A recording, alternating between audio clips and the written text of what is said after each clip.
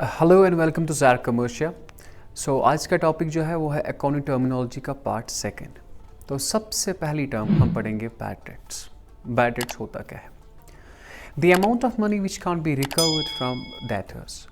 वो पैसा जो हम डेटर्स से रिकवर नहीं कर सकते, that's what you called bad dates. The amount of money which can't be recovered from debtors. देखो मैंने किसी को गुड्स भेजे एंड ही ओज मी 2 लाख।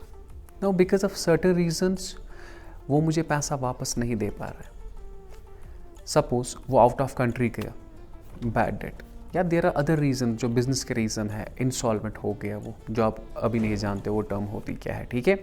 सो वो पैसा जो मैं रिकवर नहीं कर सकता, that's what you called bad date.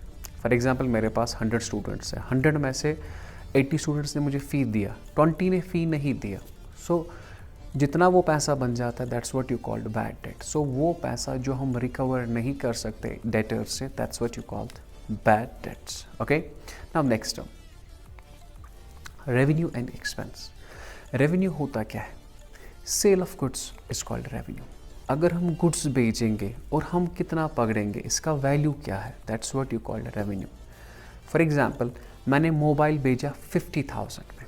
अगर मैंने मोबाइल भेजा 50,000 में तो 50,000 is revenue. So let me repeat, goods अगर मैं बेचूंगा और कितना पकड़ूंगा, that's what you called revenue, या money value of a product is called revenue. अगर हम कोई भी गुड्स बेचते हैं, that's what you called revenue. Suppose एक रिटेलर है, इसने गुड डे बिस्किट 10 रुपये में बेचा, इसने कितना पकड़ा, 10 रुपये। सो 10 रुपये is revenue. So what is revenue? Sale of goods is called revenue. Is that clear? And for example, Aamir sold goods for 50। Aamir ने कितने में गुड्स भेजे? 50 में। और जिसने उसने ये परचेज किए थे 40 में। जो 50 इज़ हेयर रेवेन्यू, और इसने खुद कितना खर्चा किया था, 40, that's what you called expense. I will repeat, 50 is revenue and 40 is expense. तो इन सिंपल वर्ड्स अगर मुझे कोई कहेगा what is revenue, so I will repeat, sale of goods is called revenue. जो सेल ऑफ गुड्स होता है, that's called revenue. और उस सेल को कमाने के लिए मुझे कितना खर्चा होता है, that's what you called expense. Cost incurred to earn revenue is called expense. हमें कितना खर्चा हुआ वो रेवेन्यू कमाने में, that's what you called expense. Suppose मैंने कहा एक रिटेलर ने गुड डे बिस्किट बेचा 10 रुपये में। सो 10 रुपये इज रेवेन्यू। इसने खुद परचेज किया था 8 रुपीज़ में, देन 8 इज एक्सपेंस। तो यहाँ पे मैंने एग्जांपल दी है, आमिर सोल्ड गुड्स फॉर 50, ये 50 इसका रेवेन्यू है, और इसने ये गुड्स कितने में खरीदे थे खुद, 40 में, तो 40 इसका एक्सपेंस है। What is revenue? Sale of goods is called revenue. And what is expense? Cost incurred to earn revenue is called expense. लेकिन अगर हम आम भाषा में कहेंगे, in common language, outflow of money is called expense. पैसा कितना जाएगा, that is the common language. We not, हम यहाँ पे कॉमन लैंग्वेज नहीं बता रहे हैं, अकाउंट्स में बता रहा हूँ। कॉमन लैंग्वेज में आप कहते हो outflow of money, that's called expense, ठीक है। अभी आगे आगे आपको पता चलेगा। तो एक्सपेंस की बेस्ट डेफिनेशन है, cost incurred to earn revenue is called expense. हमें कितना खर्चा हो जाएगा रेवेन्यू कमाने में, उसे कहते हैं एक्सपेंस, ठीक है। एंड जब भी आप देखोगे ना, paid rent expense, paid wages expense, paid, whenever you see paid and paid, it's expense, ठीक है। ये याद रखना। मैं कहूँगा कल को आपको पेड रेंट, आप कहोगे एक्सपेंस।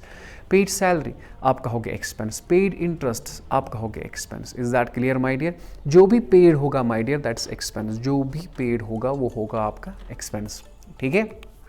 एंड प्रॉफिट, अगर हम कहेंगे आमिर ने कितने में ये गुड्स बेचे, 50 में, खुद कितने में लाए थे, 40 में, 10 रुपये कमाया ना इसने प्रॉफिट, तो 50 is revenue, 40 is expense. Profit कितना है, 10। तो अगर मैं यहाँ पे देखूँ, रेवेन्यू कितना ज़्यादा है एक्सपेंस से, रेवेन्यू कितना है 50, एक्सपेंस कितना है 40। So 50 minus 40 is 10। So we can say that revenue कितना ज़्यादा है एक्सपेंस से, उसे कहते हैं प्रॉफिट। तो हम कह सकते हैं excess of revenue over expense is called profit.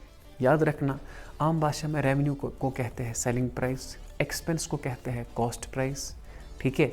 So selling price minus cost price, that's your profit. Is that clear? तो मैंने कहा Aamir sold goods for 50 which he purchased for 40। Revenue is 50, expense is 40 and profit is 10। So what is profit? Revenue कितना ज़्यादा है expense से। हमारा जो revenue है वो कितना ज़्यादा है किससे? एक्सपेंस से। That's what you called profit. Is that clear? So excess of revenue over expense is called profit. ठीक है।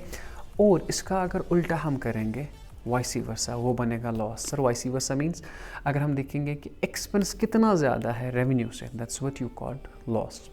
सो what is loss?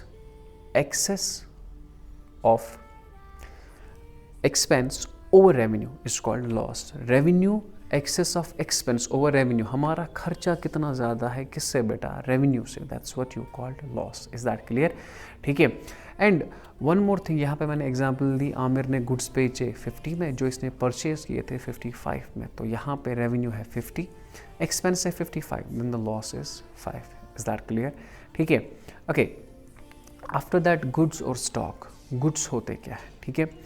Goods are those things which are purchase for resale. Goods वो चीज़ें होती हैं जो हम खरीदते हैं बेचने के लिए। फॉर एग्ज़ाम्पल मेरा एक रेडीमेड शॉप है, मैंने जीन्स लाए, 1000 जीन्स लाए। किस लिए? अपने लिए नहीं बेटा, वो रिसेल करने के लिए। जो चीज़ें मैं लाता हूँ फिर से बेचने के लिए, उन्हें कहते हैं goods. For example book seller है, इसने 200 बुक्स लाई, किसके लिए? खुद को पढ़ने के लिए नहीं, बेचने के लिए, तो इन्हें कहते हैं goods. Goods are those things which are purchased for resale. Goods वो चीज़ें होती हैं जो हम खरीदते हैं। किस लिए खरीदते हैं बेटा? रिसेल करने के लिए। गुड्स वो चीज़ें होती हैं जो हम खरीदते हैं रिसेल करने के लिए। So what are goods? Goods are those things which are purchased for resale. Is that clear? My dear, फिर से बताता हूँ, गुड्स वो चीज़ें होती हैं जो हम लाते हैं किस लिए बेटा? रिसेल करने के लिए। ठीक है। एंड सपोज़ मैं फिर से बताता हूँ, मैंने रेडीमेड गारमेंट्स की आपको एग्जांपल दी। मैंने 200 जैकेट्स लाए खुद को लगाने के लिए नहीं माय डियर, ये जैकेट्स बेचने के लिए। अगर ये जैकेट्स मुझे बेचने के लिए है then it's what you called goods. ठीक है। और वो गुड्स जो मैंने अभी नहीं बेचे, goods lying unsold on a particular date is called stock. वो गुड्स जो मेरे स्टॉक में, मतलब अभी मैंने नहीं बेचे, उन्हें कहते हैं स्टॉक। फॉर एग्जाम्पल मैंने लाए थे 200 जीन्स, इसमें से मैंने 150 जीन्स बेची, मेरे पास कितने हैं? 50। So it's what you call stock. ठीक है। वो गुड्स जो मैंने अभी नहीं बेचे उन्हें कहते हैं स्टॉक। सो गुड्स और stock almost one of the same thing. ठीक है। एक डिफरेंस है, गुड्स में रफ फॉर्म में भी हो सकता है, but stock is always finished form, जो कि आप आगे जाके पढ़ोगे। ठीक है। गुड्स वो चीज़ें होती है जो हम खरीदते हैं किस लिए? रीसेल के लिए। Goods lying unsold on a particular day, that's what you call stock. Now this stock is of 2 types. Goods lying unsold on a particular day is called, वो गुड्स जो मैंने अभी नहीं भेजे उसे क्या कहते हैं? स्टॉक। अब ये स्टॉक कितने टाइप्स का है? 2। First one is opening and the second one is closing stock. जो स्टॉक है वो 2 तरह का है। पहला जो है that's opening stock and the second one that's what you called closing stock. Is that clear? Stock 2 तरह का है, एक है ओपनिंग स्टॉक और second one is closing stock. Now the next term is types of stock. अगर हम types of stock की बात करेंगे तो stock is of 2 types. The first one is opening stock and the second one is closing stock. जो opening stock है, साल की पहली तारीख पे हमारा स्टॉक कितना है? Stock at the beginning of the year is called opening stock and the stock at the ending of the year that's what you call the closing stock. So let me repeat my words. Opening stock वो stock होता है जो हमें होता है eight the beginning of the year, and closing stock वो stock होता है जो हमें होता है at the ending of the year. Suppose हमारा जो इस वक्त साल चल रहा है that's 1 Jan 2021 and it will be ended on 31 December 2021। जो इन पे स्टॉक होगा, जो यहाँ पे स्टॉक होगा 1 Jan 21 में जो स्टॉक होगा दैट्स कॉल्ड ओपनिंग स्टॉक, और जो 31 December 2021 पे होगा that's what you called closing stock. So stock is of 2 types, opening and closing. ये याद रखना, at the beginning of the year कोई भी आइटम होगा that's called opening item, and the ending of the year कोई भी item होगा that's what you called closing item. तो same is the case here. Stock at the beginning of the year that's called opening stock, and the stock at the ending of the year that's what you call closing stock. ठीक है। Now the next term is purchase. When you talk of purchase in accounting, the term purchase include purchase of goods only. मतलब suppose मैं करता हूँ, I'm a book seller, I deal with books.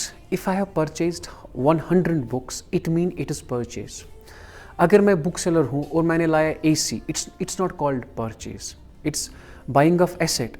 But accounting में क्या कहते हैं? जिन goods के साथ आप करते हैं, अगर आप वो खरीदोगे तो उन्हें आप कहते हैं परचेजेस। फॉर एग्जाम्पल मैं करता हूँ फर्नीचर के साथ और मैंने फर्नीचर खरीदा, then at that time furniture I can say it is purchase. अब मैं फर्नीचर के साथ करता हूँ और मैंने 100 बुक्स लाई, तो बुक्स के साथ मतलब मैं करता हूँ, तो books are assets. Let me repeat my words, जिन गुड्स के साथ आप करते हो अगर आप वो खरीदोगे, that's what you call purchase. The term purchase include purchase of goods only. ठीक है, मैं मोबाइल बेचता हूँ, ठीक है, और मैंने 100 मोबाइल्स खरीदे, तो mobile this what you call purchase. Is that clear? The term purchase include purchase of goods only, and it's of two types. The first one is cash purchase and the second one is credit purchase. नाम ही बताते हैं cash purchase क्या होगा और credit purchase क्या होगा। जो purchase मैं कैश पे करूँ दैट्स कॉल्ड कैश परचेज, और जो परचेज मैं क्रेडिट पे करूँ that's what you call credit purchase. Okay, after that sale, same is the case with purchases. The term sale include sale of goods only. अगर हम goods बेचेंगे that's what you call sale. Is that clear my dear? अगर sale of asset करेंगे तो उसे cell नहीं लिखते, accounting में सेल लिखते हैं सिर्फ sale of goods. Is that clear? और ये सेल भी होती है दो तरह की, एक तो है cash sale and the second one is credit sale. The term sale includes sale of goods only. It's of two types. The first one is cash sale and the second one is credit sale. Okay, now person, most important term my dear, person. In accounting both living and non-living is called person. Living भी person है और non living भी person है। Sir living मतलब देखो आमिर, उज़ैर, आदिल, साइमा, उज़मा, ये नाम जो सारे हैं ना, that's what you called person, क्योंकि वो लिविंग है। अब नॉन लिविंग है वो भी पर्सन है my dear. Sir non living कैसे पर्सन है? तो यहाँ पे हम देखते हैं ये पर्सन है दो तरह का, एक है natural and the second one is artificial. When you talk of natural person, Aamir, Adil, Waseem, Saima, Uzair, natural person. Okay, artificial person means any name of business, business का कोई भी नाम my dear, that's what you call artificial person. Shakti sweets, JK bank, Airtel, Reliance company, Zar commercial, artificial person. Is that clear? ठीक है, so both living and non living is called person. Living भी person है, non living भी person है my dear. So person in accounting, when you talk of person you talk of, for example हम कहते हैं जेके bank ने इसे interest चढ़ाया। जेके बैंक कहाँ है? JK bank is a person, JK bank is a person, इस बात का ख्याल रखना, ठीक है। सो एयरटेल ने मेरे पैसे काटे, एयरटेल क्या इंसान है कोई? In the eyes of law Airtel is a person. Is that clear? So both living and non-living is called person. Person is of two types. The first one is natural and the second one is artificial. Natural person, Amir, Adil, you know. So what is person? Living भी person है और non-living भी person है। Natural person कोई भी इंसान का नाम, ठीक है, बट वो इंसान idiot नहीं होना चाहिए, stupid नहीं होना चाहिए। मतलब living who is having a rational approach, one who thinks what is good and what is bad, that's what you call a natural person. And in the eyes of law उसके साथ हम contract कर सकते हैं, ठीक है। अब artificial person में आप शक्ति स्वीट्स ले सकते हो, कोई भी example low, any name of business, that's what you call artificial person. Is that clear? So living भी पर्सन है और नॉन लिविंग भी पर्सन है। Okay, after that equity. Equity जो है तो याद रखिए माय डियर, बिजनेस को टोटल कर्जा कितना है, total claim against the business is called equity. मतलब सर हमने तो लाइबिलिटी पढ़ा, लाइबिलिटी हो गया सिर्फ बाहर का कर्जा, बिजनेस को अंदरूनी एक कर्जा भी होता है, वो आपको मैं अभी बताता हूँ। इक्विटी जो है ना, ये कर्जा, ये बराबर है दोनों का, एक है कैपिटल प्लस लाइबिलिटी।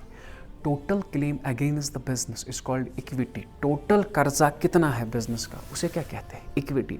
और ये इक्विटी जो है ना, ये किसके बराबर है? Capital plus liability. इनका कहना है कि कैपिटल भी कर्जा है, ये जो ओनर है ना वो पैसा डालता है, कल को अगर वो ओनर कहेगा मुझे निकलना है तो उसे वो पैसा वापस करना है ना, तो वो कर्जदार है, सिंपल।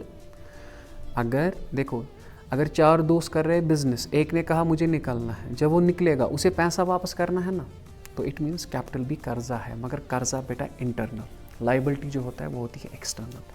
सो इक्विटी क्या होता है? Total claim against the business is called equity, और ये कर्जा होता है बराबर कैपिटल प्लस लाइबिलिटी। कैपिटल जो है वो मालिक का कर्जा है और लाइबिलिटी जो है वो बाहर का कर्जा है। So we can define capital as well, amount owed by business to the owner. Amount owed, business कितना ओ करती है ओनर को, उसे कहते हैं कैपिटल। कैपिटल की एक डेफिनेशन और दूसरी डेफिनेशन है माय डियर, मैंने कहा मैं I will give you 5 definitions, अभी 2 ही हो गई, ठीक है।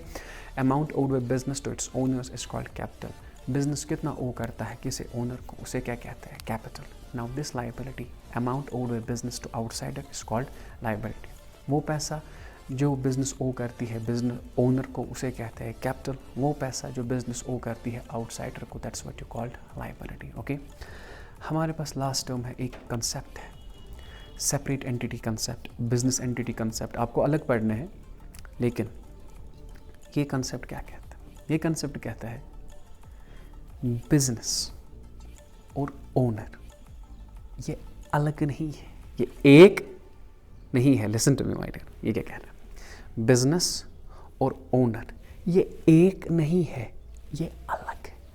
I will repeat my words, business और ओनर बेटा ये एक नहीं है, ये अलग है।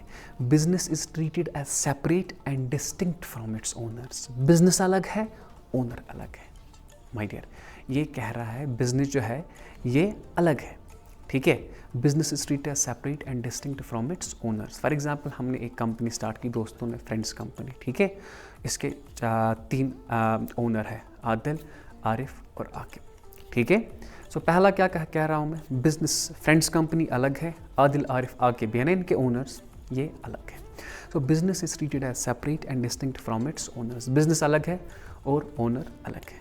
Is that clear? Suppose my dear, Adil, Arif और आकिब इन्हें सैलरी देते हैं 10,000, 10,000 and 10,000। Is that clear? How much, कितना है लिख के जितना उन्हें दे रहे हैं, ठीक है। अब मुझे बताएं आदिल के लिए क्या है ये। अगर हम देखेंगे आदिल, आरिफ और आकिब इन्होंने ये पैसा पकड़ा तो इनके लिए है ये इनकम। Is that clear? अब ये पैसा इन्हें कौन दे रहा है? ये पैसा इन्हें दे रहा है फ्रेंड्स कंपनी। तो फ्रेंड्स कंपनी के लिए क्या है ये? एक्सपेंस। अब मुझे बताए, अब हम रिकॉर्ड क्या करें? क्या हम रिकॉर्ड करें एक्सपेंस, क्या ये रिकॉर्ड करें income? I will repeat my words, थोड़ा कन्फ्यूजन मत हुआ होगा। आदिल, आरिफ और आकिब इनकी सैलरी जो है वो है 10,000, आरिफ को है 1 लाख, आकिब को है 10,000। अब मुझे बताइए, अब जो ये पैसा इन्होंने पकड़ा इनके लिए इनकम है ना, जाहिर सी बात है इनकम है। अब इन्हें कौन दे रहा है ये सैलरी? Friends company. उसके लिए क्या है ये? एक्सपेंस। नाउ मुझे बताए हम रिकॉर्ड क्या करेंगे? क्या हम रिकॉर्ड करें एक्सपेंस के रिकॉर्ड करें इनकम? तो यहाँ पे ये कंसेप्ट कह रहा है जब भी आप रिकॉर्ड करोगे तो आप रिकॉर्ड करोगे बिजनेस के हिसाब से। All the transactions are recorded as per business point of view. So definitely we will record expense, not income, because we have to record transaction as per business point of view. हमें transaction record करनी है किसके हिसाब से? Business के हिसाब से। सबसे पहले सेपरेट एंटिटी कंसेप्ट क्या कह रहा है? बिजनेस अलग है, ओनर अलग है, ये एक नहीं है माय डियर, ये अलग अलग है, ठीक है। तो मैंने कहा जब भी आप ट्रांजैक्शन रिकॉर्ड करोगे तो किसके हिसाब से रिकॉर्ड करोगे? बेटा बिजनेस पॉइंट ऑफ व्यू के हिसाब से रिकॉर्ड करोगे। Is that clear? All the transactions are record as per business point of view, not as per the person who is associated with it. और याद रखना, ओनर को हम मानते हैं creditor. Owner is treated as creditor as per his capital.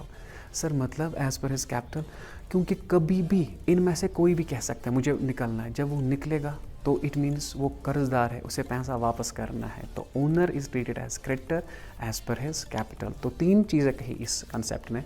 Business अलग है, owner अलग है, ठीक है। हमें रिकॉर्ड करनी है ट्रांजैक्शन किसके हिसाब से रिकॉर्ड करनी है transaction? We have to record transaction as per business point of view, ठीक है। और ओनर क्या होता है? क्रेडिटर, ठीक है। आई होप आपको समझ आया होगा। Thank you.